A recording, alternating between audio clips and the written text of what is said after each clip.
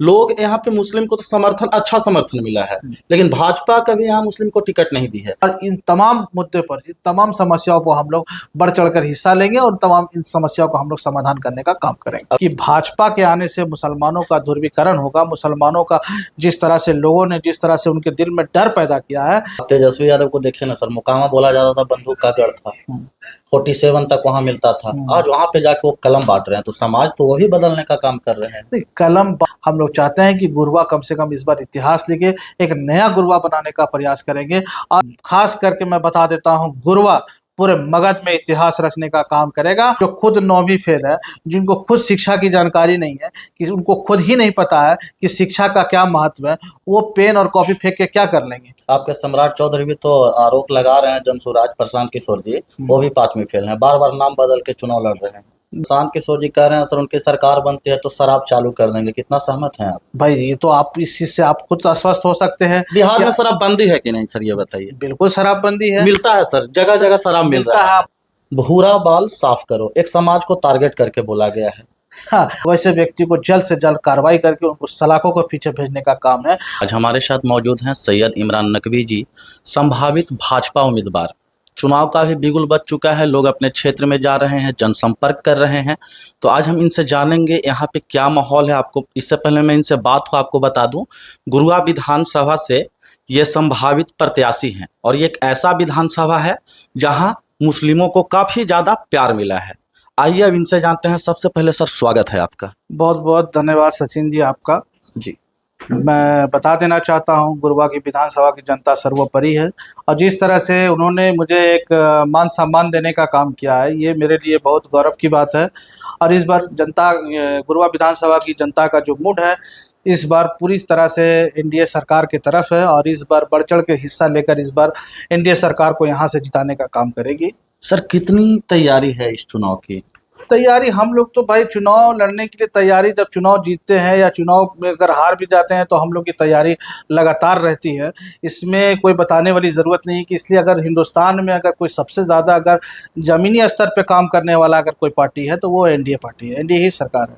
अच्छा, इस बार नीतीश कुमार के ही साथ में चुनाव लड़ा जाए या फिर भाजपा का ही कोई मुख्यमंत्री होगा सर? नहीं, हम तमाम लोग तो हमारे प्रदेश के जो मुखिया है नीतीश कुमार जी के ही नेतृत्व में हम तमाम लोग चुनाव लड़ेंगे।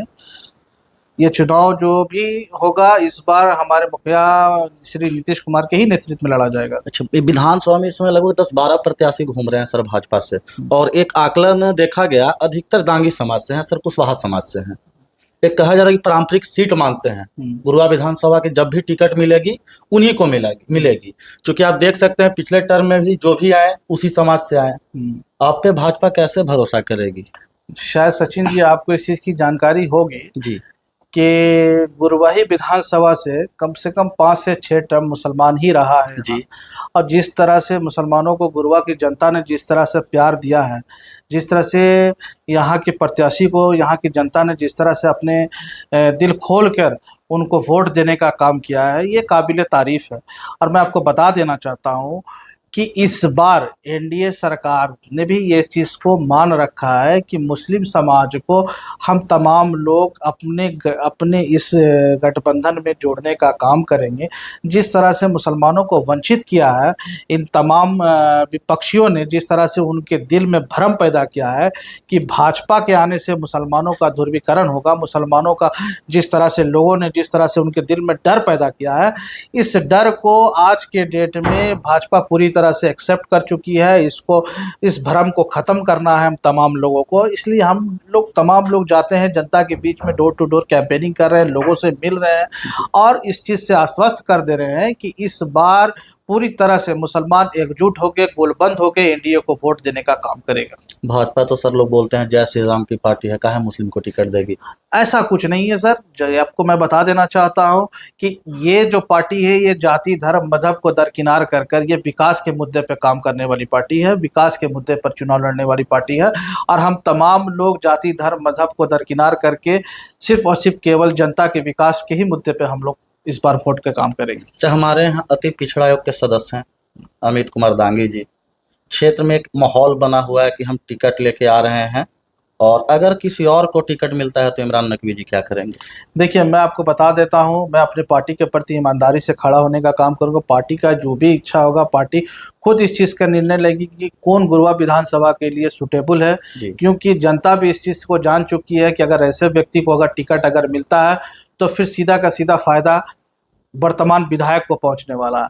और गुरवा विधानसभा के लिए ये एक विकल्प है कि मुस्लिम समाज से अगर कोई आदमी आता है, चुनाव लड़ता है, तो इस बार उसकी विजेता को कोई रोक नहीं सकता है, क्योंकि इस बार जनता भी जान चुकी है कि वैसे व्यक्ति को हम वोट दें जो भी मेरा प्रत्याशी हो वो जीत के जाए। न कि देखिए, समाज से मैं आज भी इस बात से आपको अवगत करा देना चाहता हूँ, दांगी समाज हो या कोई भी समाज हो, पार्टी दाव उसी पे लगाना चाहती है जो सीट निकाल सके। और आज के डेट में जिस तरह से महागठबंधन का यहाँ बोलबाला है, जी। अगर उसको कोई अगर शिकस्त दे सकता है तो केवल मुस्लिम ही शिकस्त दे सकता है, नहीं तो इसका कोई दूसरा विकल्प गुरवा विधानसभा में नहीं है। हम लोग भी सर क्षेत्र घूमते हैं, अपना भी एक आकलन है, लोग यहाँ पे मुस्लिम को तो अच्छा समर्थन मिला है, लेकिन भाजपा कभी यहाँ मुस्लिम को टिकट नहीं दी है। एक समस्या और होगी, आपको जब इस चुनावी मैदान में आप आ रहे हैं विधानसभा में, तो एक आरोप आप पे लगा कि सर बाहरी हैं, चुनाव के टाइम पे गुरुआ की याद आई है। इसको सर कैसे समझाइएगा तो जनता मैं को? आपको बता देना चाहता हूँ, शायद आपको इस चीज की जानकारी नहीं हो जी। कि मैं गुरवा विधानसभा से हमारा पुराना ताल्लुकात रहा है। गुरवा विधानसभा हमारा पैतृक गांव भी है। जी। हमारे परिवारों का यहाँ, पूर्वजों का यहाँ जमींदारी भी रही है। अगर जो लोग इस तरह की बात करते हैं कि यहाँ बाहरी है, तो मैं बाहरी नहीं हूँ। मेरा यहाँ पुश्तैनी मकान भी है, ऐसा बात नहीं है। हमारे पूर्वज भी यहाँ रहे हुए हैं, हमारी जमींदारी भी रही है यहाँ। तो कैसे कौन कह सकता है कि मैं बाहर से हूँ?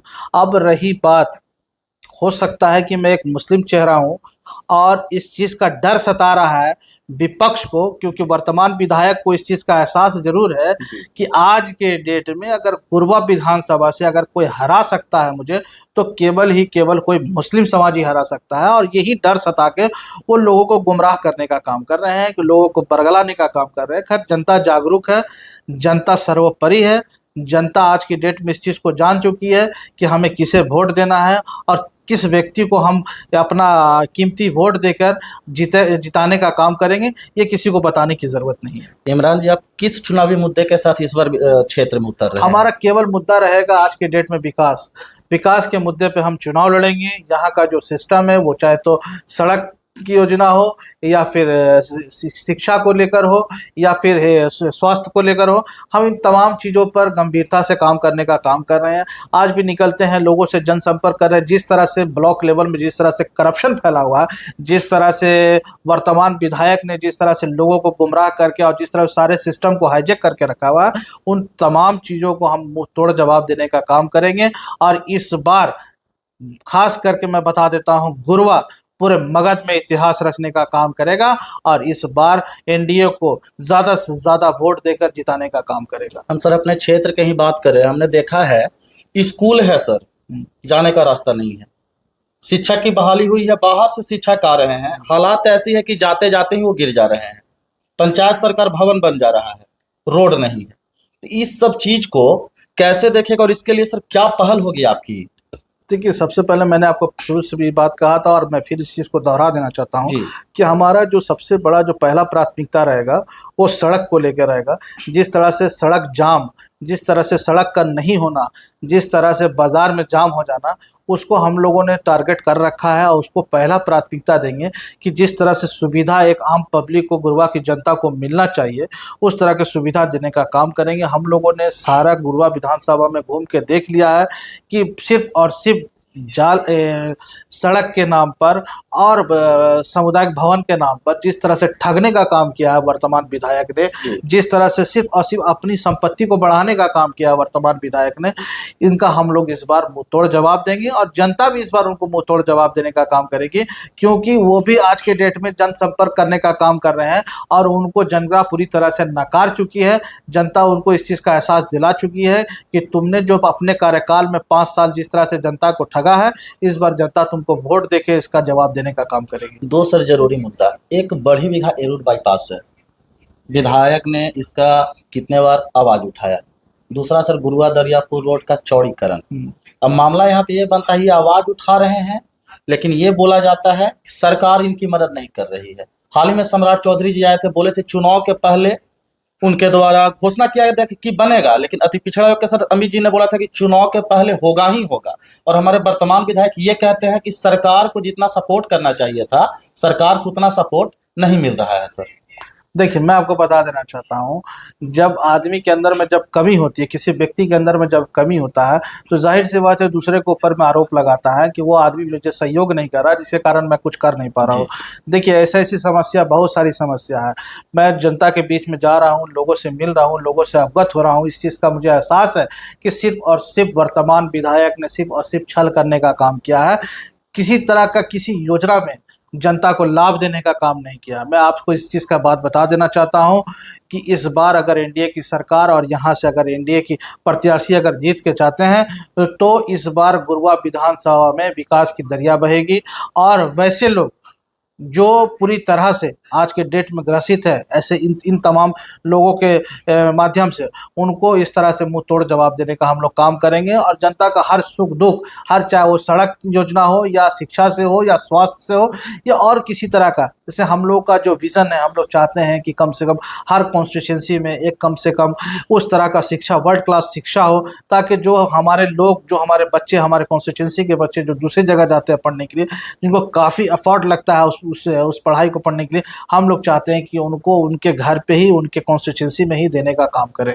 ये हम लोग का विज़न है। हम लोग चाहते हैं कि गुरुआ कम से कम इस बार इतिहास लिखे, एक नया गुरुआ बनाने का प्रयास करेंगे और इन तमाम मुद्दे पर, इन तमाम समस्याओं को हम लोग बढ़ चढ़कर हिस्सा लेंगे और तमाम इन समस्याओं को हम लोग समाधान करने का काम करेंगे। अब तेजस्वी यादव को देखिए ना सर, मुकामा बोला जाता था बंदूक का गढ़ था, 47 तक वहां मिलता था, आज वहां पे जाके वो कलम बांट रहे हैं। तो समाज तो वो भी बदलने का काम कर रहे हैं। कलम बांटने का तरीका उनका गलत है। कलम इस तरह से बांट रहे हैं जिस तरह से लोग रुपया बांटने का काम करते थे, जिस तरह से उन्होंने कलम फेंक के दिया।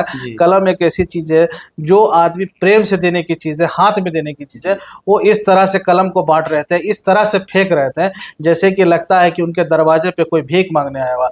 सर, आप अगर देना ही है तो शिक्षा सही तरीके से देने का काम करें, ताकि हमारे जो भी उस तरह के लोग जो है, जिनको शिक्षा सही मायने में मिल नहीं पा रहा है, कम से कम उनको इस चीज़ का एहसास हो कि शिक्षा का महत्व क्या है। आज के डेट में सिर्फ और सिर्फ लुभाने का काम कर रहे हैं। उससे जनता जो है पूरी तरह से समझ चुकी है कि तेजस्वी जी का क्या है, जो खुद 9वीं फेल है, जिनको खुद शिक्षा की जानकारी नहीं है, कि उनको खुद ही नहीं पता है कि शिक्षा का क्या महत्व है, वो पेन और कॉपी फेंक के क्या कर लेंगे। आपके सम्राट चौधरी भी तो आरोप लगा रहे हैं, जनसुराज प्रशांत किशोर जी, वो भी 5वीं फेल हैं, बार बार नाम बदल के चुनाव लड़ रहे हैं। देखिए, मैं आपको बता देना चाहता हूँ, आरोप और प्रत्यारोप तो खैर राजनीति में लगा रहता है, लेकिन अभी तक उन्होंने इस चीज़ का डिक्लेयर नहीं किया है कि वो 5वीं फेल है कि बीए पास है। हम तो आरोप किसी पर भी लगा सकते हैं, लेकिन तेजस्वी जी का जहाँ तक जानकारी है, ये पूरी बिहार का, पूरे देश के लोग जानते हैं कि वो 9वीं फेल है। इस चीज से तो खैर आपको पूरी तरह से आश्वस्त होना पड़ेगा। अब रहा बात प्रशांत किशोर जी का, तो प्रशांत किशोर जी आज के डेट में राजनीति कम कर रहे हैं, व्यवसाय ज्यादा कर रहे हैं। वो जिस तरह से चाबू को लेके लोगों को घुमाने का काम कर रहे हैं, प्रत्याशी को घुमाने का काम कर रहे हैं, सिर्फ और सिर्फ व्यवसाय कर रहे हैं, ना कि वो राजनीति कर रहे हैं। मैं आपको बता देना चाहता हूँ, इस चीज़ से आप आश्वस्त हो जाइए कि बिहार में एनडीए पूरी तरह से मजबूती के साथ इस बार सरकार बनाएगी और 200 पार हमारा टारगेट है। हम लोग 200 पार करेंगे और मजबूत के साथ सरकार बनाएंगे। प्रशांत किशोर जी कह रहे हैं सर, उनकी सरकार बनती है तो शराब चालू कर देंगे, कितना सहमत हैं आप? भाई, ये तो आप इस चीज से आप खुद आश्वस्त हो सकते हैं। बिहार में शराबबंदी है कि नहीं सर, ये बताइए। बिल्कुल शराबबंदी है, मिलता है सर, जगह जगह शराब मिलता है। आप वैसे लोगों को चिन्हित कीजिए, उस पर उचित कार्रवाई किया जाए। कार्रवाई नहीं सर, पूरा बिहार जान रहा है कि आज के डेट में शराब होम डिलीवरी हो रहा है, मतलब ये नाकाम साबित हुई है ये शराबबंदी। देखिए, आप देख रहे होंगे जिस तरह से शराबबंदी के कारण बहुत सारे केसेस ऐसे होते थे जो सड़क दुर्घटना होती थी, कम से कम उन तमाम चीजों पे अंकुश लगने का काम किया। नीतीश कुमार जी ने, हमारे प्रदेश के मुखिया जी ने इस चीज का काम तो बढ़िया किया है कि कम से कम वैसे जिस तरह से बात विवाद, लोग शराब पीने के बाद में अपने पत्नी को मारना या माहौल खराब करने वाला, कम से कम वैसे चीजों पे अंकुश लगने का काम किया। अब रही बात, पूर्ण रूप से आप कह रहे हैं कि शराबबंदी नहीं हो पाई है, हम लोग उस स्ट्रेटजी पे भी काम करने का काम कर रहे हैं कि वैसे लोग जो होम डिलीवरी करने का काम कर रहे हैं या किसी प्रशासन की मिली भगत से इस तरह का योजना को आगे बढ़ाने का काम कर रहे हैं, उन पे भी हम लोगों ने लगाम कसने का काम कर रहे हैं और उन पे भी जल्द से जल्द कार्रवाई करने का काम करेंगे। आरजेडी के एक नेता हैं सर, अशोक महतो, जेल से निकले हैं और उनका एक स्टेटमेंट था, भूरा बाल साफ करो, एक समाज को टारगेट करके बोला गया है। हाँ, अशोक महतो जी को शायद पता नहीं है कि जिस तरह का उन्होंने शब्दों का इस्तेमाल किया है, जी वो शब्द आज के डेट में वो पब्लिक उस चीज़ को, जनता उस चीज़ को जान चुकी है कि इनकी इनकी जो सोच है कितनी गिरी हुई सोच है। जी आप कहते हैं कि भूरा बाल साफ करो, ये कोई राजनीति का कोई तुक नहीं बनता है। आप समाज में रहते हैं, समाज को बांटने वाला काम नहीं कीजिए। और अशोक महतो जी का क्या छवि है, किसी से छुपा हुआ नहीं बिल्कुल है। एक अपराधी जो इस तरह का भाषा का प्रयोग करे, हम तो कहते हैं, सरकार से मांग करते हैं कि वैसे व्यक्ति को जो सरकार में भ्रम पैदा करे, सरकार में जिस तरह से बिहार में एक तरह का माहौल खराब करने का काम कर रहा है, वैसे व्यक्ति को जल्द से जल्द कार्रवाई करके उनको सलाखों को पीछे भेजने का काम है। आप किसी को चिन्हित करके कहते हैं कि भूरा बाल साफ करो, है, एक समय ऐसा आएगा जी कि आपका खुद सुपड़ा साफ हो जाएगा। जिस तरह, और हम नीतीश कुमार जी से ये अपील भी करते हैं कि ऐसे लोगों को जो इस तरह का शब्दों भाषा का जो इस्तेमाल करते हैं, जी वैसे लोगों को जल्द से जल्द उनको गिरफ्तार करें और उनको सलाखों के पीछे भेजने का काम करें, ताकि हमारे बिहार में किसी तरह का उन्माद नहीं पैदा हो, किसी तरह का माहौल खराब नहीं पैदा हो। ये देखिए, इस तरह के अपराधी छवि के जो लोग होते हैं, इनका काम ही होता है कि दूसरों के प्रति किसी तरह से घृणा पैदा करना, उनके प्रति जो जो आपसी मोहब्बत है, प्रेम है, उनके बीच में दरार पैदा करना। ये इन महागठबंधन वालों का ये शुरू से इस तरह का छवि रहा है। अशोक महतो जी का क्या छवि है, ये किसी से छिपा हुआ नहीं है। एक ये बार बता, सर, गुरुआ विधानसभा के जनता को आप क्या कहना चाहते हैं, परिचय के साथ बता दें। गुरुआ विधानसभा की जनता से मैं ये अपील करना चाहता हूँ कि आप तमाम लोग जागरूक होकर और इस बार एनडीए को जिताने का काम करें, ज़्यादा से ज़्यादा वोट देने का काम करें, हमारे प्रदेश के मुखिया का हाथ मजबूत करें और गुरुआ को तरक्की की ओर ले जाने का काम करें। और गुरुआ के विकास के बारे में, गुरुआ की शिक्षा को लेकर, उनके स्वास्थ्य को लेकर, उनकी सड़क योजना को लेकर, ताकि उन तमाम मुद्दों पर आप इस चीज़ पर विचार करें और जल्द से जल्द अपनी ताकत को एनडीए सरकार के प्रति ईमानदारी से देने का काम करें, ताकि गुरुआ इस बार एक नया गुरुआ बनने का प्रयास हो। आप सुन रहे थे, इमरान जी को क्षेत्र से इनको सपोर्ट भी मिल रहा है और सबसे बड़ी चीज़ इनके के लिए एक अच्छा खबर है कि यहाँ से मुस्लिम को काफ़ी ज़्यादा प्यार दिया है गुरुआ वासियों ने। अब इनका काम रह गया, आश्वस्त है कि टिकट इनको मिल रही है। और जो माहौल बता रहा है गुरुआ का, हम लोग भी जब भ्रमण करते हैं तो एक चीज़ निकल कर आती है कि अगर इमरान जी को भाजपा उम्मीदवार बनाती है तो काफ़ी इजीली ये चुनाव निकालने वाले हैं। चूँकि जिस प्रकार से यहाँ पे मुस्लिम को सपोर्ट किया है गुरुआ की जनता ने, कहीं ना कहीं इनका राय भी सही है। आप बने रहिए इसी प्रकार के खबरों के लिए। धन्यवाद।